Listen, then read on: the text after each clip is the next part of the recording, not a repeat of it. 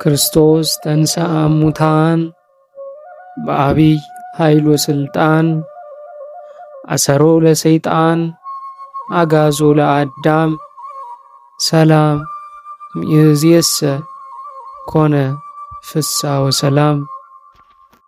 የተወደዳቸው የልዑል እግዚአብሔር ቤተሰቦች፣ የተዝካር ሚዲያ ተከታታዮች እንኳን ለብርሃነ ትንሣኤው በሰላም አደረሳችሁ አደረሰን።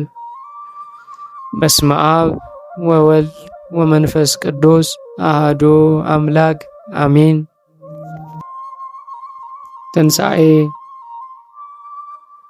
ትንሣኤ ተንስ ተነሳ ከሚለው የግዕዝ ቃል የወጣ ሲሆን ትርጉሙ መነሳት ማለት ነው።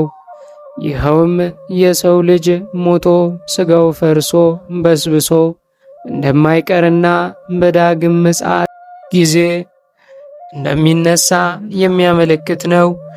የሰው ልጅ ከፈጣሪ የተሰጠውን ትእዛዝ ባለመጠበቁ ምክንያት የሞት ተፈርዶበት ነበር። እንዳትሞቱ ከእርሱ አትብሉ አትንኩትም ተብሎ ነበርና ዘፍጥረት 3:3። በዚህም ምክንያት ከአቤል ጀምሮ እስከ ዕለተ ምጽአት ድረስ የሰው ልጅ በሥጋ የሚሞት ሆኗል። ነገር ግን እንደ ሞትን አንቀርም፣ ሁላችንም ትንሣኤ አለን።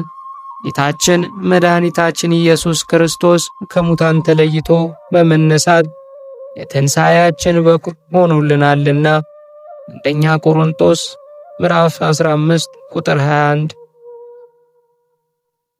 ሞት በሰው በኩል ስለመጣ ትንሣኤ ሙታን በሰው በኩል ሆኗል እንዲል መጽሐፍ።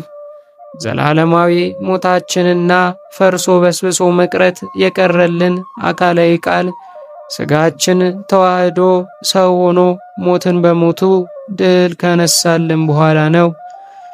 ሊቁ ሱንትዮ በሃይማኖተ አበው ሞተ ክርስቶስ በሞተ ዚአነ ከመ ይቅትሎ ለሞት በሞቱ፣ ሞትን በሞቱ ያጠፋልን ዘንድ ክርስቶስ በተዋሃደው ሥጋ የእኛ ሞት ሞተ ብሎ እንደገለጠው ትንሣኤና ሕይወት እኔ ነኝ ያለ ጌታ በጥንት ትንሣኤ መጋቢት 29 ቀን በዕለተ እሁድ ከሙታን ተለይቶ ተነሳ። መልአኩም ማርቆስ 16 ቁጥር 6 አትደንግጡ፣ የተሰቀለውን የናዝሬቱን ኢየሱስን ትሻላችሁን? ተነስቷል ብሎ ለቅዱሳት አንስት ነግሯቸዋል። ሉቃስ 24 ቁጥር 6። የክርስቶስ ትንሣኤ ከአልዓዛር ትንሣኤ የተለየ ነው። አልዓዛርን ያስነሳው ራሱ ክርስቶስ ሲሆን ትንሣኤውም መልሶ ሞት ነበረበት። ክርስቶስ ግን የተነሳው በራሱ ሥልጣን ነው። ዳግመኛ ሞትን የለበትም። ዮሐንስ 2:19። ይህን ቤተ መቅደስ አፍርሱት በሦስተኛው ቀን አስነሳዋለሁ ካለ በኋላ እርሱ ግን ይህንን የተናገረው ቤተ መቅደስ ስለተባለ ሰውነቱ ነበር ይለዋል። በሌላም የወንጌል ክፍል እናንተ በሰቀላችሁት እግዚአብሔርም ከሙታን ባስነሳው በናዝሬቱ ኢየሱስ ክርስቶስ ስም ይላል። ሐዋርያት 4:10። በሃይማኖተ አበው ደግሞ መንፈስ ቅዱስ አስነሳው የሚል ይገኛል። ይህን ቢል ሦስት አካላት አንዲት ግብር ባህሪ ስላላቸው ያችን ለእያንዳንዱ አካላት አድሎ መናገሩ ነው። አብ አምላክ፣ ወልድ አምላክ፣ መንፈስ ቅዱስ አምላክ ቢል ሦስት አምላክ አንልም፣ አንድ አምላክ እንላለን እንጂ ዮሐንስ 10 ቁጥር 30። እኔና አብ አንድ ነን ዮሐንስ 10 ቁጥር 9 እንዲል ማስነሳት ሦስቱ አካላት አንድ የሚሆኑበት ግብር ስለሆነ አብ አስነሳው፣ በራሴ ሥልጣን ተነሳው፣ መንፈስ ቅዱስ አስነሳው ቢል አንድ ነው። የትንሣኤ አይነቶች በዳግም ምጽአት ጊዜ ሙታን ሲነሱ ሁለት አይነት ትንሣኤ ይነሳሉ። አንደኛው ትንሣኤ ዘለ ክብር ሲሆን ሁለተኛው ትንሣኤ ዘለ ሐሳር ነው። ትንሣኤ ዘለ ክብር የሚነሱ የእግዚአብሔርን ትእዛዝ የፈጸሙ ቅዱሳን ናቸው። ትንሣኤ ዘለ ሐሳርን የሚነሱ ደግሞ የእግዚአብሔርን ሕግ ያልፈጸሙ ኃጥአን ናቸው። ማቴዎስ 23 ቁጥር 46 ላይ እነዚያም ኃጥአን ወደ ዘለዓለም ቅጣት፣ ጻድቃን ግን ወደ ዘለዓለም ሕይወት ይሄዳሉ ተብሎ እንደተገለጠ ትንሣኤ ዘለ ክብር የተነሱ ጻድቃን ለዘላለም በመንግሥተ ሰማያት በተድላ በደስታ ይኖራሉ። ትንሣኤ ዘለ ሐሳር የተነሱ ኃጥአን ደግሞ ለዘላለም በገሃነም እሳት በስቃይ በሰቆቃ ይኖራሉ። የትንሣኤ ምሳሌዎች፣ አንደኛ ፀሐይ። ፀሐይ የመውጣቷ የመወለዳችን ምሳሌ ነው። ፀሐይ ጠዋት ወጥታ ስታበራ እንድትውል እኛም ተወልደን በዚች ምድር ለመኖራችን ምሳሌ ነው። በሰርክ ፀሐይ መግባቷ የመሞታችን ምሳሌ ነው። መልሳ ጠዋት መውጣቷ የትንሣኤያችን ምሳሌ ናት። ሃይማኖተ አበው ምዕራፍ 58 ቁጥር 5። ወፈ ፊኒክስ። ይህ ወፍ የሚሞትበት ቀን እንደደረሰ ባወቀ ጊዜ ብዙ ጭቃ ሰብስቦ ወደ ግብፅ ይሄዳል። በጭቃው ላይ ቆሞ ክንፉን በደረቱ ባማታው ጊዜ ከአካሉ እሳት ወጥቶ ሥጋውን አጥንቱን ሁሉ ያቃጥለዋል። በእግዚአብሔር ትእዛዝ ዝናብ የያዘ ደመና መጥቶ ዝናብ ያዘንማል፣ እሳቱንም ያጠፋዋል። ከዚያ ከአመዱ ትንኝ ይገኛል፣ ክንፍም ይበቅልለታል። በኋላ ውላላ ሄዶ ያድራል። በሦስተኛውም ቀን እንደ ቀደመ አካሉ ይመለስለታል። የራሳችን ፀጉርም ከተላጨ በኋላ መልሶ ሌላ አዲስ ፀጉር ይበቅልልናል። የእጅ ጥፍርም እንዲሁ ከተቆረጠ በኋላ ጥፍር ይወጣል።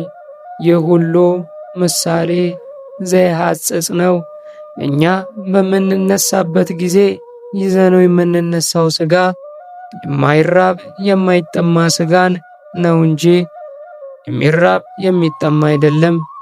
በምስጋናና በጸጋ ላይ ጸጋ እየተጨመረለት የሚሄድ ሥጋን ይዘን ነው የምንነሳው። ሌላውና ዋናው ግን በኃጢአት የወደቅን ሰዎች በንስሐ ተነስተን አዲስ ልብን ገንዘብ ማድረግ ይገባናል። ይህም ትንሣኤ ልቦና ይባላል።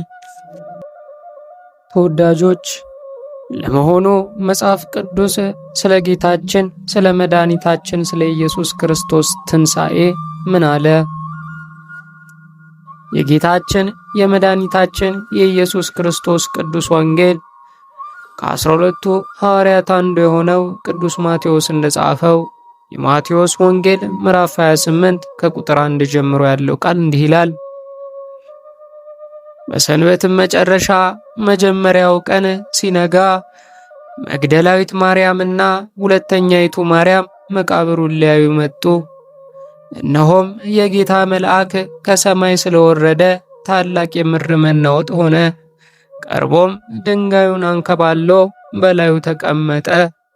መልአኩም እንደ መብረቅ ልብሱም እንደ በረዶ ነጭ ነበረ። ጠባቂዎቹም እርሱን ከመፍራት የተነሳ ተናወጡ፣ እንደ ሞቱም ሆኑ።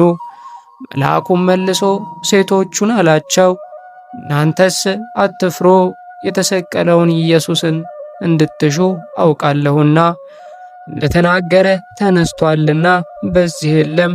የተኛበትን ስፍራ ኑና እዩ።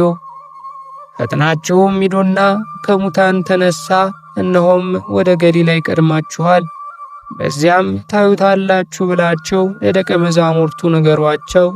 እነሆም ነገርኳቸው። በፍርሃትና በታላቅ ደስታም ፈጥነው ከመቃብር ሄዱ።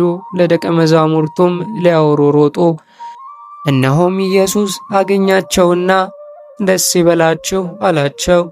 እነርሱም ቀርበው እግሩን ይዘው ሰገዱለት። በዚያን ጊዜ ኢየሱስ አትፍሩ፣ ሄዳችሁ ወደ ገሊላ እንዲሄዱ ለወንድሞቼ ተናገሩ፣ በዚያም ያዩኛል አላቸው። ሲሄዱም ሳሉ እነሆ ከጠባቂዎቹ አንዳንዱ ወደ ከተማ መጥተው የሆነውን ሁሉ ለካህናት አለቆች አወሩ። ከሽማግሌዎቹ ጋርም ተሰብስበው ተማከሩና ለጭፍሮቹ ብዙ ገንዘብ ሰጥተዋቸው፣ እኛ ተኝተን ሳለን ደቀ መዛሙርቱ በሌሊት መጥተው ሰረቁን በሉ።